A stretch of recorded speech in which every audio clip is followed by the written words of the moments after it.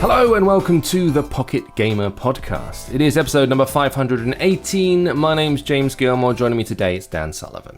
Hello. I hope everybody is well out there in this extremely unpleasantly hot climate. I'm going to complain about the weather again because I'm British, and we have to. But it's gone all hot here. And if you're in the States, you might go 28 degrees Celsius. What's that? That's nothing. But you see, our houses in the UK, they're built to keep all the heat in, and they don't have any air conditioning. No. So when it does get up to those nice kind of Californian temperatures over here, we all just sweat until there's no more liquid in our body, and then we die. Yeah, that's it. And then when we're sweating as well, they ban hose pipes. Yes, that's also over here true as well. So that you definitely can't just sit in the garden just spraying the hose pipe over yourself. No, because there's no water in us. There's no water in our taps. There's no water anywhere. It's a whole grand old thing. But it is nice to see the sun again, and we hope everybody is well. I know people are starting to venture outside a little bit more, despite mixed messaging, let's say, in the UK. But it's so difficult to give any advice on this because all the advice contradicts itself. Just keep your distance and stay safe and continue to try and be sensible about this, and hopefully we won't get locked back inside in a month when it all kicks off again. Anyway, we've actually got loads to talk about today, and Dan has got kind of an out point, so we have to we're going to race through a whole bunch of stuff and condense it in a nice, tight format as much as we can. So, we're going to be talking about a whole bunch of news, including all the spec info on iOS 14 and when you can expect it. We've got information about LaunchPad, our upcoming mobile event, where we're going to be bringing you all the newest digital revelations from new games and stuff right here, live for the first time and exclusive. We've got a new Pokemon MOBA appearing, Don't Starve. There's a new mobile version of that appearing as well. Plus, a whole bunch of new releases, including the likes of Pokemon Cafe Mix, Pascal's Wager, Death Comes True, the Innsmouth Case, and lots more. But first, it's the news. See, I might cut that there out of the audio version, but I leave it in on the video ones. I definitely did like a random lip smack a minute ago where I was like, those get cut out, though. Again, on the audio ones, I tend to get rid of those as much as I can. Anyway, no time for banter. Let's get into this. So, scroll. iOS 14, it's on the way. It's coming to a device near you soon, provided you've got an iPhone or an iPad. These updates can be good news because sometimes they'll get rid of old archaic features or improve new ones. They can sometimes be bad news because the updates can often be quite heavy, and maybe you're using an older device and you download the brand new update and all of a sudden your phone slows to a crawl and you can't use it anymore. And then you think, maybe I should get a new iPhone. And you go, that's how they get you! But, it's going to come no matter what we do, so we better cover it. And from taking a look at what they've decided to include in this new stuff, what I'm getting from this, Dan, the big vibe I'm getting is Android.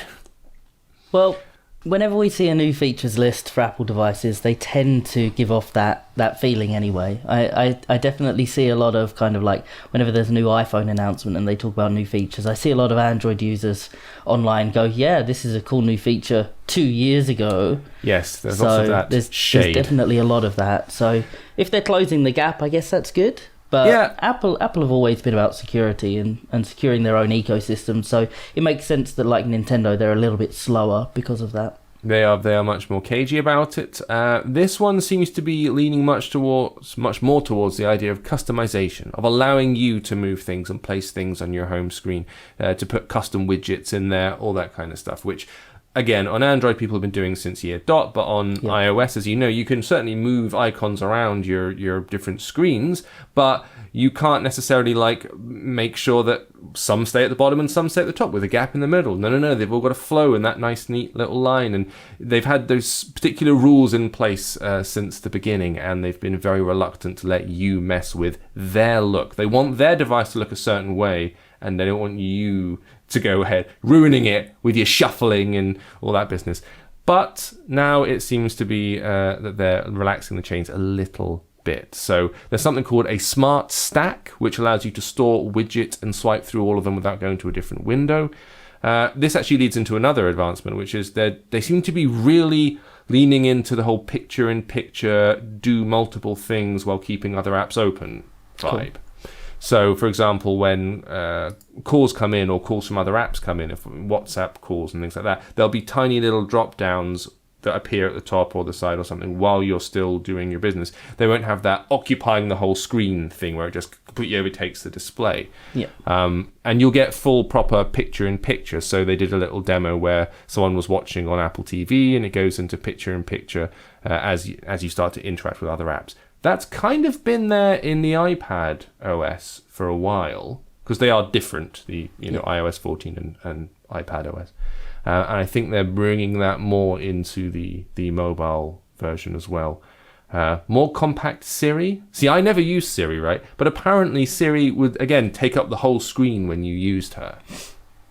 And she'd, bloop, what do you want? And now that's going to become a little tiny top of the screen, like bloop, indication that she's working whilst letting you carry on with your other business.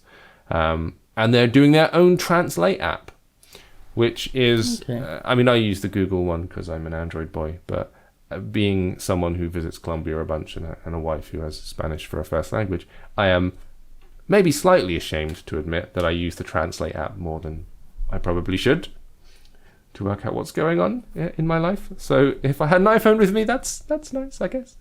Do you use iOS or Android? What's your handset, Dan? I've been Android historically. I've switched over to iOS this year, actually. Okay, all right then. How have you found that going from one to the other? It was actually a lot easier than it was the last time I tried it. Mm-hmm. So back when the iPad 2 first launched, I picked up an iPad for work at the time, for what I was when I was getting started in games journalism, and the idea was I could use it like a laptop, and it felt like a massive change between Android and iOS, but this time it was almost seamless, to be honest. Okay. And it must have been January this year that I switched over, and not too much of a difference. Still got a couple of Android devices around the house just in case I want to download some other stuff, but they've clearly done a lot of quality of life work over the last however many years it's been to try and bring the two closer together, and be that on Google's be that Google doing the quality of life stuff or Apple doing it, but it's definitely they're a lot closer to each other now than they were once. I think it's more essential to their survival at this point, because I get the feeling that, not that it's stagnated over there in the Apple camp, but I think that people have found that there's less and less reason maybe to stick with Apple, or perhaps the shine's worn off slightly and Google's become so popular and actually quite good to use, when at the beginning it was fairly ropey. So I think there's more reason for them to try and compete and maybe open things up more than they'd initially like to, and say, all right, then customize your stuff if you want. As someone who used to use, I originally used HTC a lot. Oh yeah. Dabbled with Samsung, and then I had Huawei phones until recently. And they do all have their own power and app management tools on them. Which can mean that the Google devices slow down or age differently.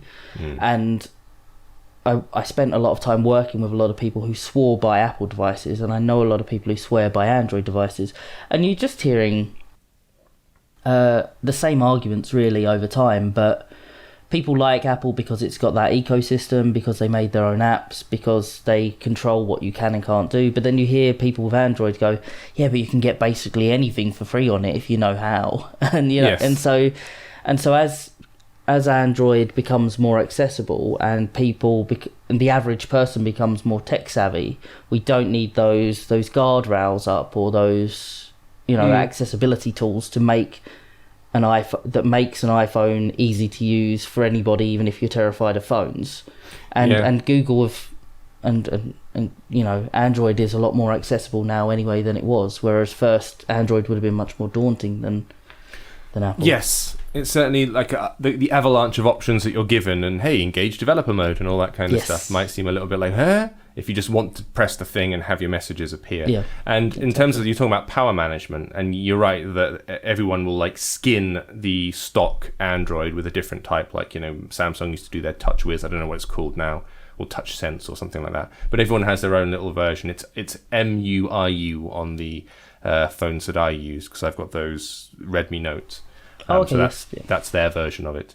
But anything that, well, I haven't seen one on iOS, and it's because it does it for you. It is always running in the background, and it's like it allows you to open a certain number of apps, and then the oldest one gets closed when you open the new one to maintain the balance. So like it is actually doing that stuff, but it's doing it cleverly behind the scenes. So while you think maybe, there isn't an option for me to manage it, it's like, well, no, it's because it's doing it already. Yeah. So some people like that more. The actual update itself can be downloaded. It would probably be around September, but be wary. It's only from iPhone 6S and 6S Plus upwards. So if you are running a 5 or a 5S, then you're going to be out of the loop on this one. Don't even try and download it. And based on previous experience, if you have got a 6S, maybe check and see when it comes out how other people have reacted to it running the same device, because I have had to roll back an update on one of my iPhones because it's like it just reduced the phone operation to sludge. It was impossible to use the damn thing, because it's like technically I could use it, but no, the processor could not hack it. So I just rolled back and it was much smoother. So just keep that in mind. But we'll keep you updated. And obviously, the same thing is coming over to iPad with a few more differences. If you want the full skinny on what they're offering, then go over and check out Pocket Gamer Biz, where we've got a couple of articles which go into kind of more nitty-gritty detail with it all. But yes, keep your eyes peeled for that one. Now, we're going to segue into something that we are doing ourselves, and something that you spearheaded, Dan. This was your idea / fault. Pocket Gamer LaunchPad, Dan. What's that all about? Yeah, that's exciting. Okay, so yeah, we're working on Pocket Gamer LaunchPad at the moment. The idea being that when everyone was cancelling down E3 and all of these other events because of COVID-19, a lot of people were saying like, what will happen in place of this? And before those talks started happening, we had an idea, which was, nobody's actually doing, when we have E3 and when we have the Game Awards and when we have these big announcement events, and even when we have these big physical events like Gamescom and EGX and Rezzed, there's not really a space for mobile. And as many people know, when you get a hardcore PC audience, or when you get a console audience in the same place as mobile as well, it tends to get instantly dismissed. So it was like, how do we show what's good for mobile, what's coming up, and how do we almost create a little hype circuit for it? With E3, sometimes we'll see games that aren't coming out for 18 months. And yeah, that's because the development cycle on some games is a lot longer than on mobile, but it gives us the time to get excited about something before it comes out. And we don't really have that in mobile.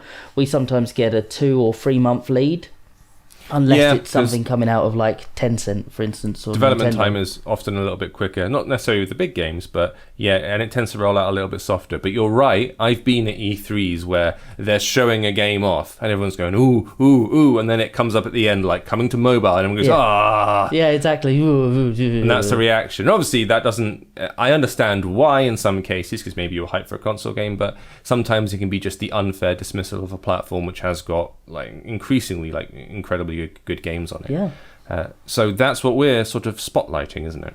That's it. So the goal of Launchpad is to create a 3-day event where we just have big news, big exclusive news of new games, of major updates, of kind of development roadmaps, of new trailers about new content for mobile games, for the games that we're probably going to be talking about as a site for the next 2-3 months.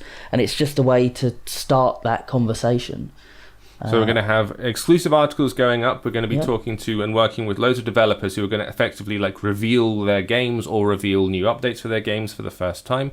We're going to be, in addition to all the stories and the videos and the trailers we'll be posting for the first time, we're going to do a daily show that goes with it. So we'll be going up on Switch and also on YouTube as well in video capacity.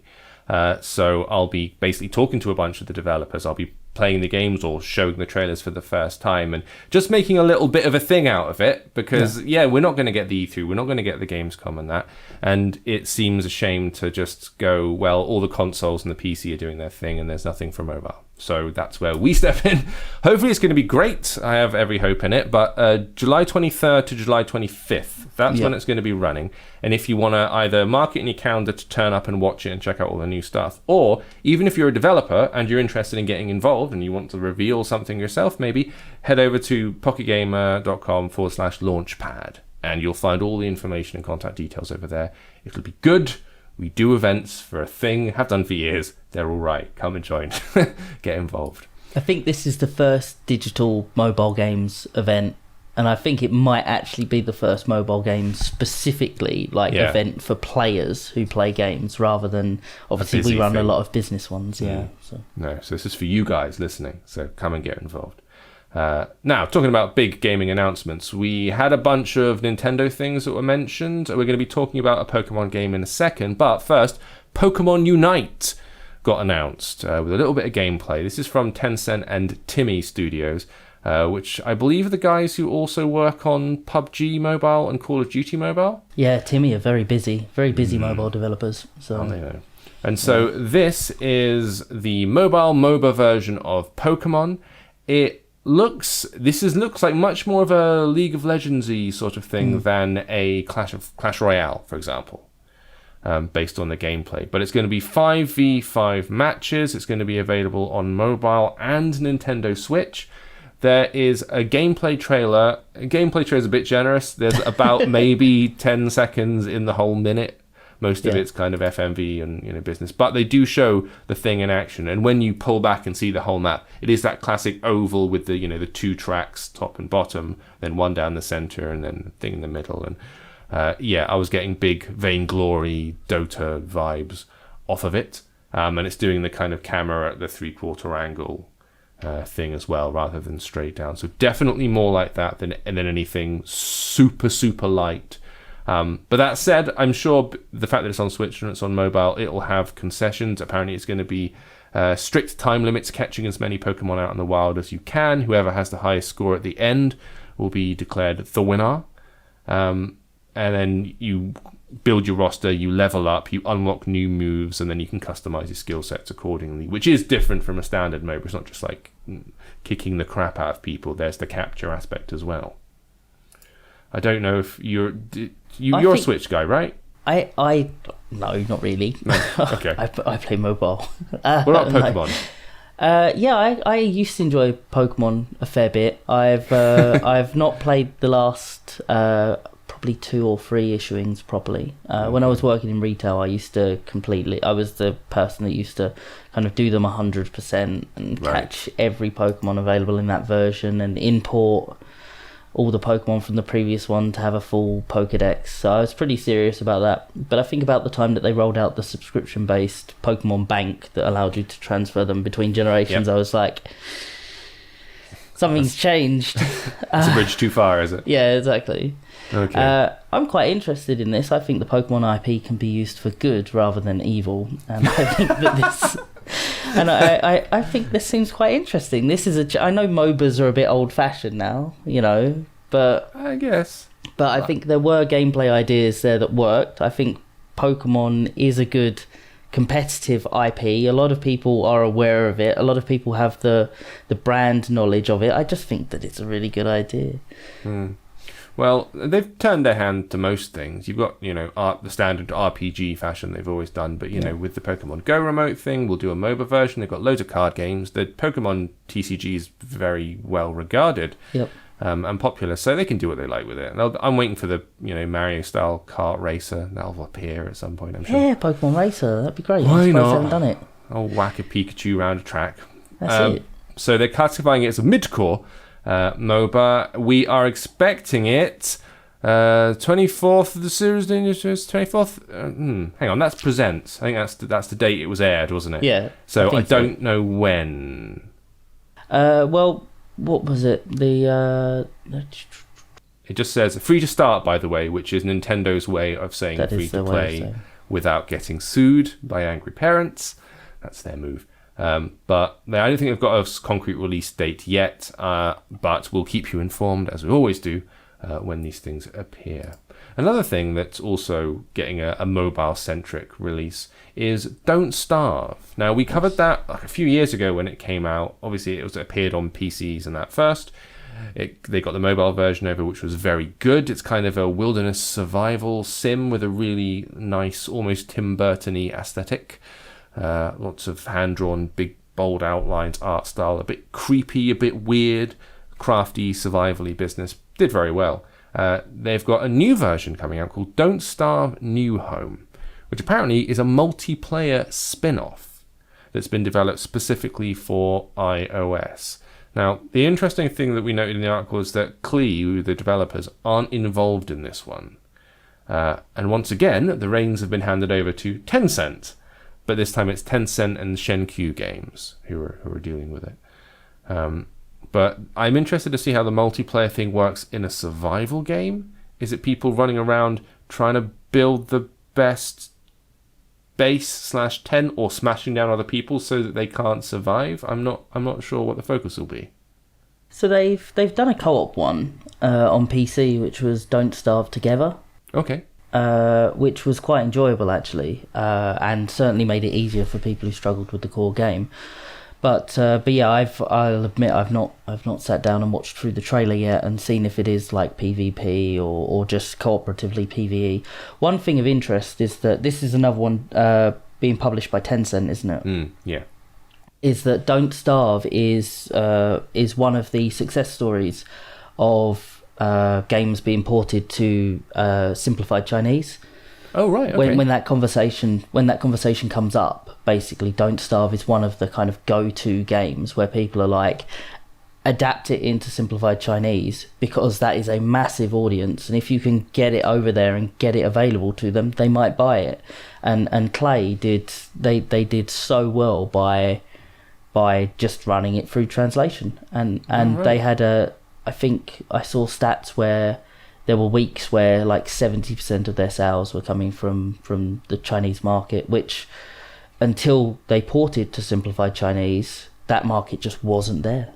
Yikes. Yeah, I mean, we do a lot of stuff talking about the conferences again. We're always talking about the East versus West, how you bring Eastern games over to like a UK, European, US audience and vice versa.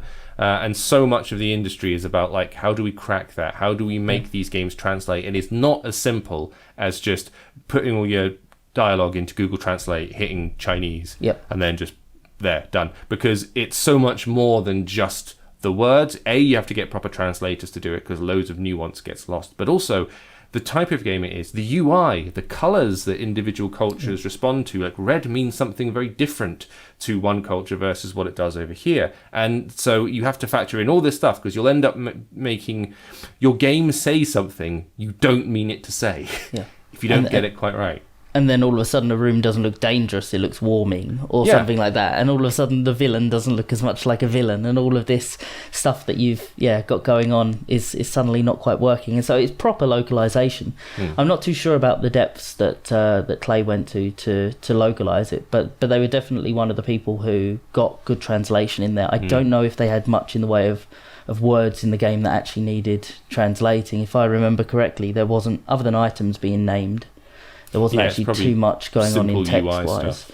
An interesting note is that on Apple Arcade, which I know we'll get to later, in order to be on Apple Arcade, I think you need to have your game translated fully into 25 languages, including Arabic and Korean, etc. And I speak regularly with the chaps, I should say. I think it's SJB, behind Tangle Tower.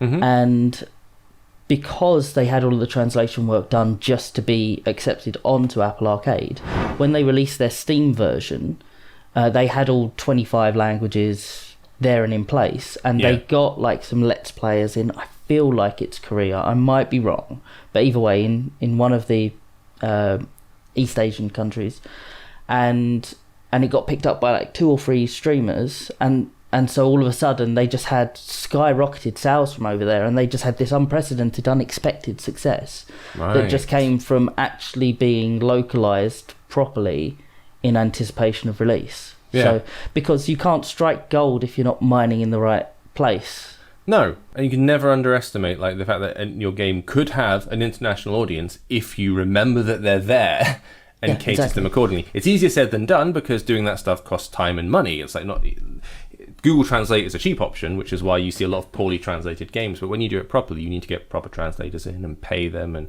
consultants and people who work locally with UI and things like that. But yeah, if you do it, it can make a huge impact on the footprint of your game. And it's also just an interesting thing. Like I always like those talks when we do them at the conferences, because it's like there's loads of stuff in there every time that I don't know, because I don't know intimately 24 different other cultures. We're all intimately familiar with our own, and that's how we kind of shape our worldview, but it always pays to have a look around. With this one, we are expecting it to go live, I'm going to guess this year, but at the minute they're doing a closed beta, which you can actually sign up and take part in. So if you want to go and check it out, we've got a link to the game's official site. So just go there and look for Don't Starve New Home. And you'll get set a bunch of in-game challenges. It's open to US and Canadian players. You have to be 13 years old or over, but you can go and get involved and test the game out and be one of the first to give it a go if you want to. That'll do. That's news. That's my news pause.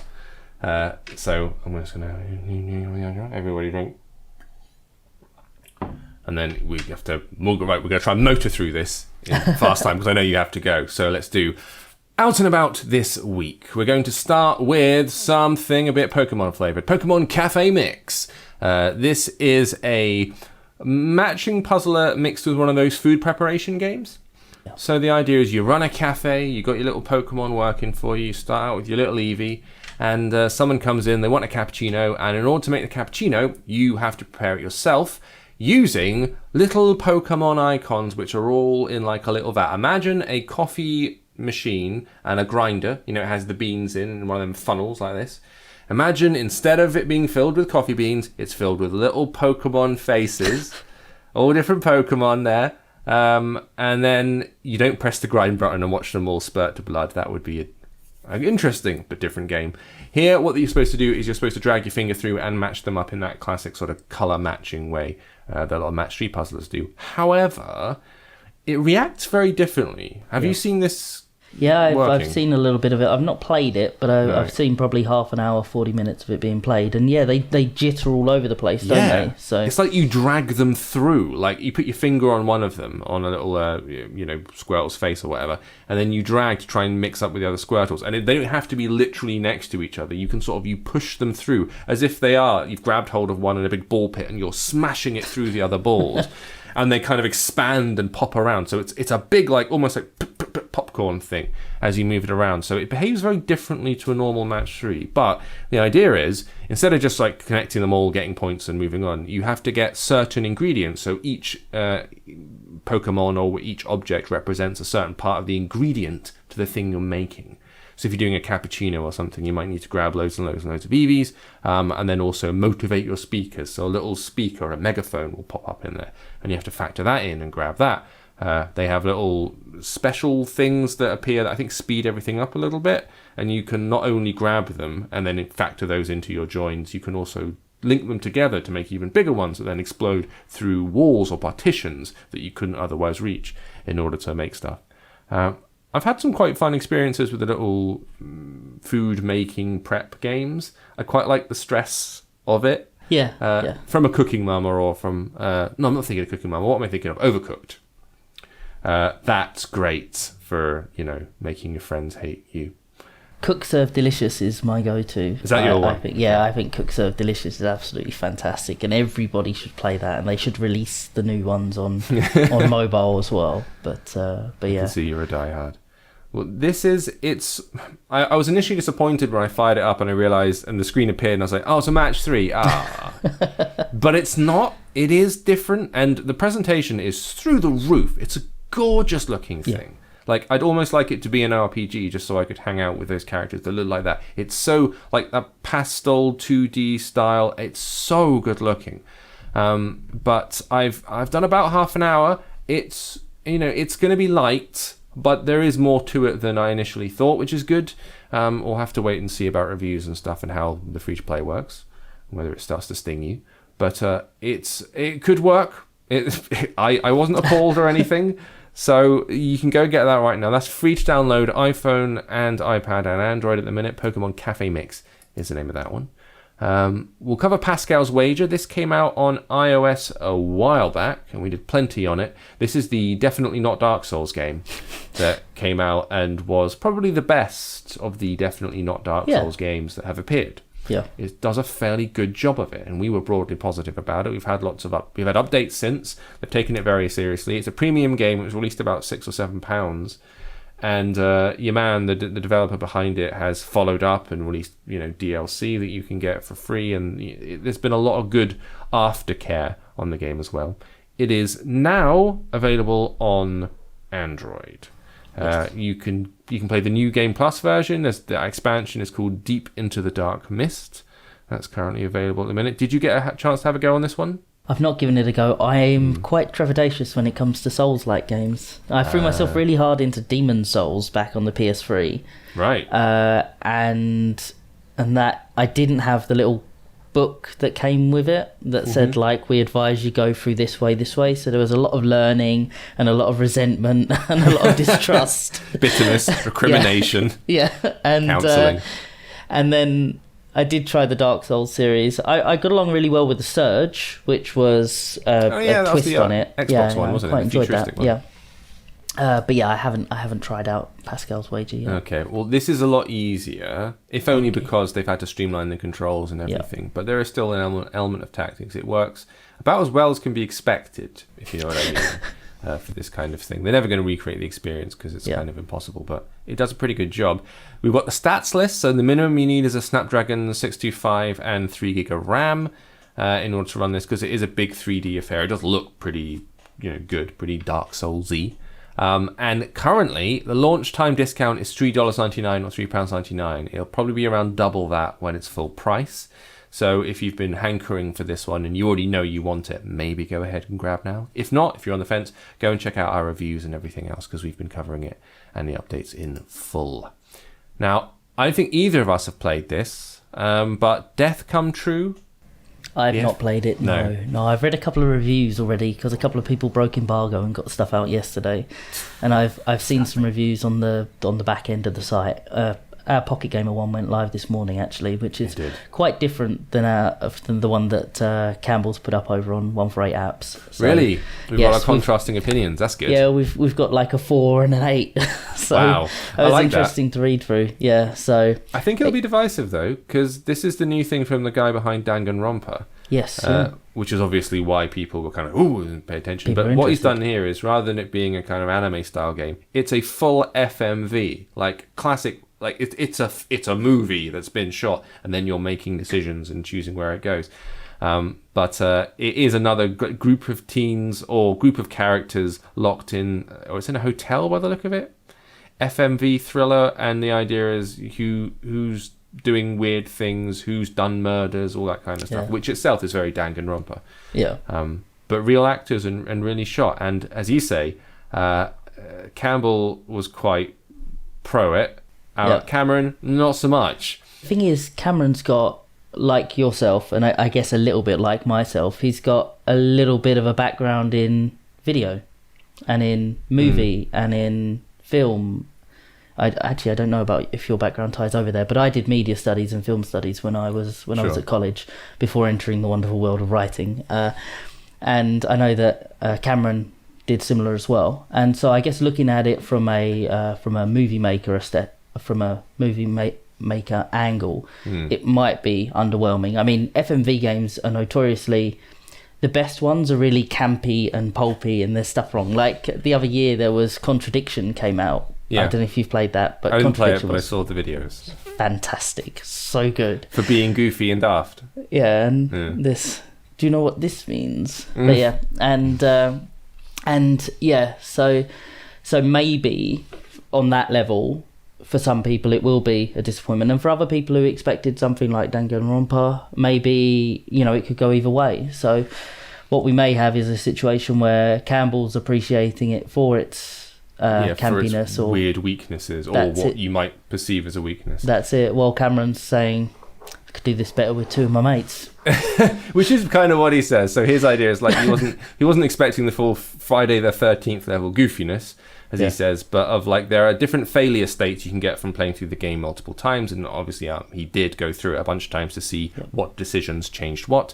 But he says like it's really flat. It seems to be trying to be campy and tongue in cheek. But doesn't work, and at the same time it's also trying to be a violent thriller and take itself seriously, and those two things, they haven't pulled off the balance right, which is a difficult thing to manage anyway. But it just ends up being, like, as he says, a thriller devoid of tension and a comedy lacking in laughs and a mystery that's unlikely to elicit more than a shrug. Sounds like he likes it. Damning stuff. But, like I say, Campbell over on 148 Apps, he liked it. And I think he sees that stuff as that's the fun of it. It's daft and silly, and it's kind of supposed to be, because these games always are. So, maybe you get from it what you bring to it. Either way, it is out at the moment. We have to be very careful with what video we post, because they are restricting what you can show in the videos. Perhaps understandably, because in an FMV game, literally the video is the game. So if you just show it all, maybe you might as well not buy it ever. But either way, that is currently available right now. It is iOS and Android and Switch. I think they're all out at the same time. It's definitely available for all of them at some point. You can get that right now, and it does cost money. I can't work out exactly how much. The link isn't working, but find out. Do some Googling. You'll get there. You've been playing something, Dan, that I have been nowhere near. Crying Suns, is it? Crying Suns, yes. Right. What is this? Suns like the big stars, not suns like, male the children. Things that disappoint you and smash up your your best crockery, Crying Suns, I've played it extensively on PC actually previously, because it went through Kickstarter, I think, probably a few years back. But what it is they've taken the FTL formula of travelling from point to point, and they've laced a story through it about a fallen empire and, robots that were keeping society going that have all been cut off, and human nature being the worst thing of everything. And they've... That's me, they're talking about me. Yeah. This is an intervention, James.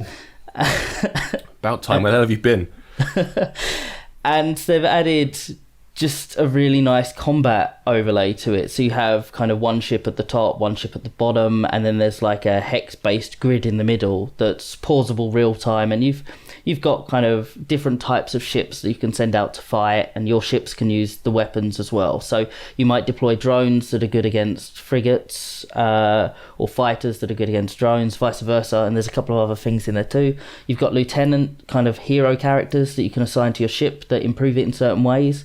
You can also go down to the surface of planets and do expeditions, but there's always dangers. Your lieutenants have different skills, like some might be good at subterfuge, some might be good at explosions, and there's these little challenges and checks, and you could lose the lieutenant basically, or you could lose your soldiers that you're sending down to the ground. And all the way through this, there's also events and more bits of the story being unraveled, and it's just a really, really great feeling, I guess, space opera RPG strategy game. It's just a lot of things. It looks like an interesting mixture, because I'm seeing gameplay of it now. The UI is the most FTL-y thing in it. Yeah. Like, I really recognise the sidebars and moving the characters around, but instead of it being a cross-section of a ship and that's what you're managing, you've actually got like a star map, hex-based star map, and then you're moving folks around on that. But I want to press those buttons, Dan. They really look good. inviting. You should download it. I actually think these are strong words, but I actually think that this is better on. I've been playing it on iPad. I think this is better on mobile than it was on PC. Because of the way that the UI works, and just everything's there, and they've done a great job with the controls as well. So like you can just tap to get information, or you can hold to select, and it just feels better than double clicks. And I played, I reviewed a week or 2 weeks ago, Slay the Spire, and my main complaints about the port were that the actual user interface didn't feel right. There were times where you'd misclick or you'd click something and it would just select it and you didn't have a confirm menu. This really feels like they've looked at it and they've gone, how can we make sure nobody does anything by mistake? Everything feels really solid. Well, FTL worked. It was a brilliant iPad game. Yeah, that's why I played it. I did have it on PC as well, but when it came over to iPad, it kind of took over. That's where I played, because it was perfect just sit on the sofa and do, and it felt really comfortable, especially when you're just navigating, like opening doors and things on the ship. Yeah, I can imagine. Like, it's great for just do. Plus, you feel like you're on the bridge of the Enterprise with your little, that's what I'm looking for here. Vent the engineer. Exactly. And so this looks like it's shooting from that kind of camp, and it's going to be, or it is, premium game, so $8.99, £8.99, and it is out today, all being well. You can find it, say, iPhone and iPad and Android if you want to get them, so it's covering the whole gamut, unlike FTL, which was iPad only for the longest time. I think maybe still is, to be honest with you, but we shall see. So, go and have a look at that one. The Innsmouth case is now out. Haven't played this. This only just appeared on the joint account thing that we have. Yeah. But this is the narrative Cthulhu-inspired, interactive book-style game. But I think there's a bit of RPG in there and a little bit of comedy. It's trying to take a lighter tone with the whole Cthulhu mythos thing. So yes, you're in Innsmouth, and anyone who's done anything related to Cthulhu knows about Innsmouth. But you're dealing with the weird characters, miscreants, and creatures which are lurking around there. But it's done in this quite sort of sweet, cartoony style. And you're talking to folks and doing investigations and all that business. Nice presentation. Haven't played it. Can't comment. But App Store and Google Play, $4.99 or £4.99. I think it's also out on Steam. Yeah, it is. Yeah. Yeah. So if you're a PC guy, you can go get that there as well, but worth a look perhaps. Very briefly, the Academy First Riddle. We mentioned this a while back, and this is a kind of not quite Harry Potter, but it is a kids at a school filled with mystery and strange goings on, and you must investigate as a pupil, and magic and all that kind of stuff. But done in a 3D wander around style, and based particularly on the puzzles. This is a puzzle game. This is not that sort of I keep forgetting what's called Hogwarts Mystery. Yes, yeah. Was that one, which was more talking to people and just like, I don't know, talk to them and you'll get some points, that kind of thing. That's not what this is. This is a legit like go around puzzle box adventure kind of thing, which is okay from what we've reported, but I think according to Cameron, if there's one thing that lets it down, it's the controls. You get real hassle with the virtual sticks and just navigating between points and choosing the right thing, getting the camera to point the right way isn't great. And I think the puzzles are a little bit up and down, where some of them will be really interesting and clever, others are finicky and a bit weird, or too easy and don't work. So it's a bit of a mixed bag, but still, I think it's about a 6 out of 10 kind of affair. Yeah, if they added controller support, I think he said, which it has launched on platforms that use controllers, or is launching on platforms that use controllers. He said that if that was in there, then his control issues would certainly be alleviated. But, okay. And I think this is supposed to be the first installment of several, hence the first riddle. So we'll see if maybe they make adjustments if there's a sequel that appears. We'll have to see. What else have we got? Oh, the Almost Gone, that appeared. This we got a little exclusive video of this up and running. This is one I would like to try, because this, speaking about like mysteries and puzzle boxes and that kind of thing, this is like a game where you're exploring different houses, buildings and rooms by tapping and interacting with them, but they're presented in isometric style, literally just the room floating in space. And then you can like rotate it and spin it around in that Monument Valley style. So you can just and see. And then when you want to move to a different room, you can kind of swipe and that room disappears and the room next to it appears in its place. And then you go close up and into objects and start interacting. Like there's a globe on a table, so you tap that and the globe goes full screen and you can spin it and look for your clues. Really pretty. Like that pastel diorama thing is done absolutely beautifully. And as you're doing it, you're getting text pop up explaining the objects, but also revealing the backstory, because this is a mystery, and it's actually comes from the guy called, I'm going to mess this up, Juice van der Kasteel, let's say, who's an author, an award-winning author, And so that's kind of what it's based around. And you're investigating homes, streets. There's a hospital in there. You're trying to uncover clues and memories from the objects and piece together what the hell happened. Love the look of this one. Cameron was pretty positive about it with his little hands-on preview. So I'd like to give it a go if it's on the account. Probably is. It is. I've played a little bit of it. I really enjoy the rotating, sliding around the house controls that you can zoom in on certain things. There's little. It's almost 100% environmental storytelling. There's a little bit of the narrator chipping in on things, which increases and decreases as it goes through. It's a sad story. But it's a very interesting puzzle game. Okay.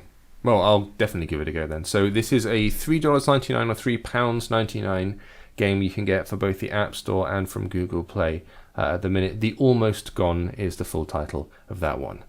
I think there are more games that came out this week. It's been a really busy one. But I know you have to fly. So we'll call it there. Go over to pocketgamer.com, check out all the new releases and the articles that appear. We'll also have our 5 best games of the week, which we do both on the site in article form and I do in video form over on the YouTube channel on a Friday. So go and check that out if you need your weekly recommendations. And obviously make sure you bookmark PG and subscribe to the YouTube channel, because that's the thing that I should say more often than I do. Dan, thank you so much for joining me. No problem. Pleasure. Fantastic. And everybody, thank you for watching, whether on YouTube or via your headphones in usual podcast form. It's always a delight. We wouldn't do it if it wasn't for you, and we will hopefully see you all next week for more of the same. Thanks for watching. Bye-bye. Bye.